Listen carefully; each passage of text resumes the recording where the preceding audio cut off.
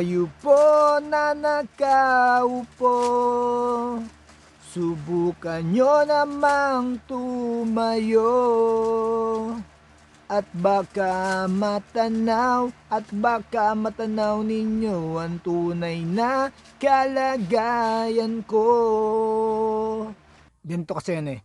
Tao po, nandyan po ba kayo sa loob ng malaking bahay at malawak na bakuran, mataas na pader, pinapaligiran at nakapilang mga mamahaling sasakyan, mga patay na laging bulong ng bulong, wala namang kasal pero marami ang nakabarong, lumakas man ang ulan ay walang butas ang bubong, mga plato at kutsara na hindi kilala ang totoo, at ang kanin ay simputi ng gatas na nasa kahon, kahit na hindi Pasko sa lamesa ay may hamon. Ang sarap siguro manirahan sa bahay na ganyan, sabi pa nila ay dito mo rin matatagpuan tao na nagmamay-ari ng isang upuan na pag may pagkakataon pinag-aagawan, kaya naman di niya pinakakawalan, kung makita ko lamang siya ay aking sisigawan. Kayo po na nakaupo, subukan nyo namang tumayo.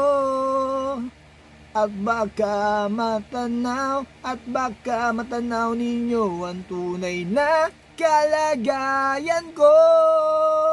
Mawalang galang na po sa taong nakaupo. Alam nyo bang pantakal ng bigas namin ay di puno? Ang dingding ng bahay namin ay pinagtagpi-tagping yero sa gabi. Sobrang init na tumutunaw ng yelo na di kayang bilhin upang ilagay sa inumin. Pinakulong tubig sa lumang takuring uling-uling. Gamit lang panggatong na inanod lamang sa estero na nagsisilbing kusina. Sa umaga ay aming banyo. Ang aking inay may kayamanan, isang kaldero na nagagamit lamang pag ang aking ama ay sumweldo, pero kulang na kulang pa rin. Ulam na tuyot asin, 50 pesos sa maghapoy pagkakasyahin. Di ko alam kung talagang maraming harang o mataas lang ang bakod o nagbubulag-bulagan lamang po kayo. Kahit sa dami ng pera nyo, walang doktor na makakapagpalinaw ng mata nyo. Kaya huwag kang masyadong halata, bato-bato sa langit.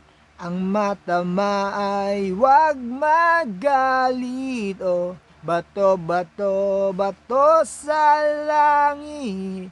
Ang matamaan ay huwag masyadong halata. Yeah. Huwag kang masyadong halata. Huwag kang masyadong halata. Yeah. Huwag kang masyadong halata. Yeah.